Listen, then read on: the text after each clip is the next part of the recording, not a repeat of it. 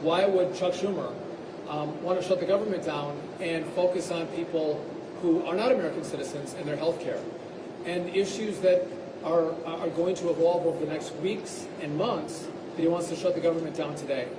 And again, I want to be clear, do I think they're more stressed right now in our towers? Yes.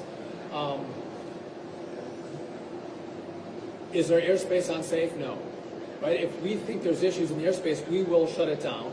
We will close it down. We will delay.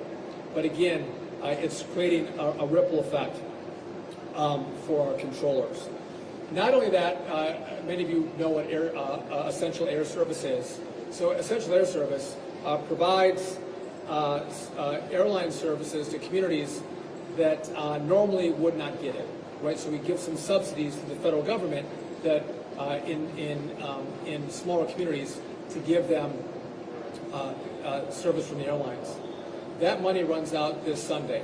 So there's many small communities across the country that will now no longer have the resources to make sure they have air service in their community. The number one user of this airspace is Alaska. Again, you don't have roads in Alaska. They travel by air, and a lot of these are small communities. Alaska will be impacted, but every state across the country will be impacted by the inability to provide the subsidies to airlines to service these communities. Long-standing program, bipartisan support in the House and Senate. It's an important program, but we don't have the money for that moving forward. One last point. Many of you have heard me talk about surging air traffic controllers, making sure we get more controllers through our academy in Oklahoma City. And then when they get out of the academy, they have to be trained up. And we have a lot of training facilities across the country, but the support staff that train those controllers when they're through the academy are at risk of being laid off. And so what this can do is we're trying to bring more air traffic controllers into the system so we have less delays, less cancellations.